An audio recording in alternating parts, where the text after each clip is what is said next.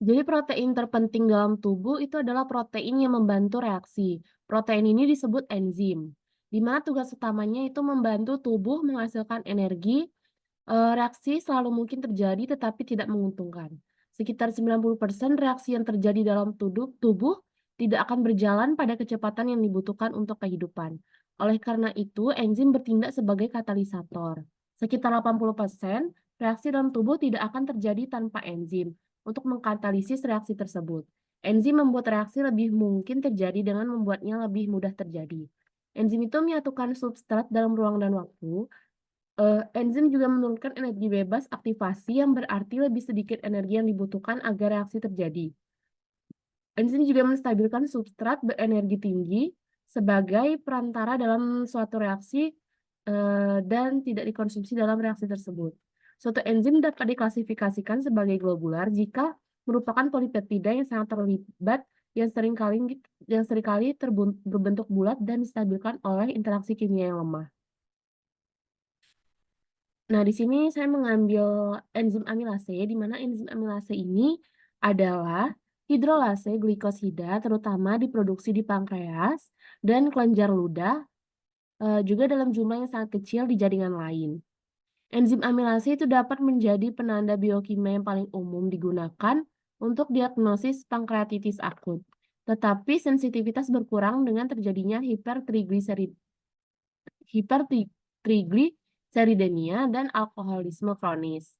Pankreatitis akut biasanya ditandai dengan nyeri hebat pada perut bagian atas yang menyebar ke punggung dan disertai dengan mual dan muntah. Pada pankreatitis akut itu tingkat darah amilase meningkat dengan cepat dalam waktu 6 jam dari onset penyakit. Waktu paru 10-12 jam tetap tinggi selama 3-5 hari dan akhirnya diekskresikan oleh ginjal. Setelah mencapai tingkat puncak, berikutnya amilase serum itu kembali ke level normal, namun hal ini tuh tidak berhubungan dengan resolusi gejala klinis. Peningkatan kadar amilase serum itu dapat ditemukan juga pada keadaan inflamasi intraabdominal lain dan gangguan saliva serta pada pasien yang memiliki penurunan clearance ginjal.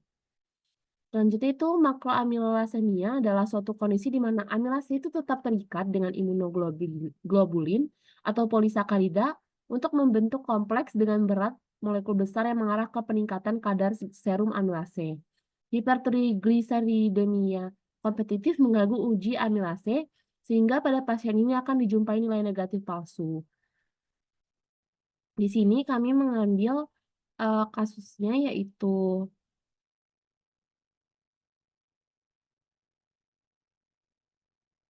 di sini saya mengambil kasusnya itu pankreatitis. Pankreatitis akut itu disebabkan oleh autodigesti pankreas sebagai hasil dari reflux MP2 atau isi duodenum ke dalam ductus pancreaticus. Ini dapat terjadi nyeri di seluruh perut atau terlokalisir di kuadran atas yang menjalar ke punggung atau ke panggul. Juga ini bersifat intermiten dalam waktu menit hingga jam. Lalu hubungan pankreatitis dengan enzim amilase ini, di mana pankreatitis ini menyebabkan pengeluaran amilase dan enzim pankreas lain ke dalam sirkulasi. Dan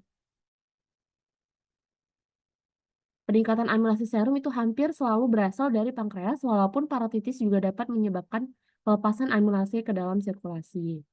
Hal inilah yang menyebabkan terjadinya pankreatitis akut.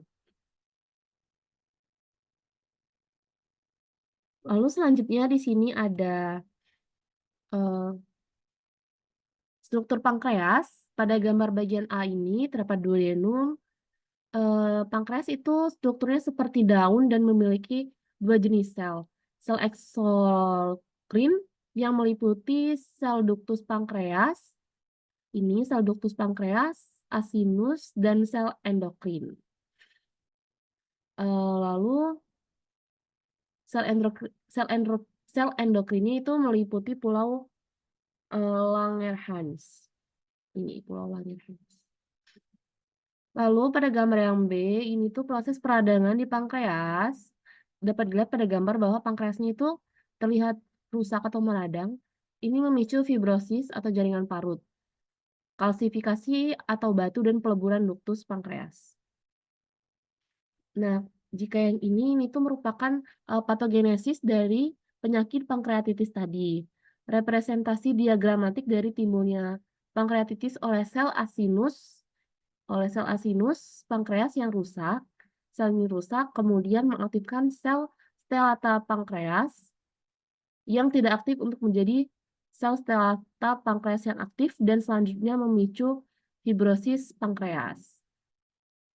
Itu merupakan proses bagaimana terjadinya penyakit patogenesis pankreatitis dan bagaimana bentuk dari pankreas yang terdapat radang.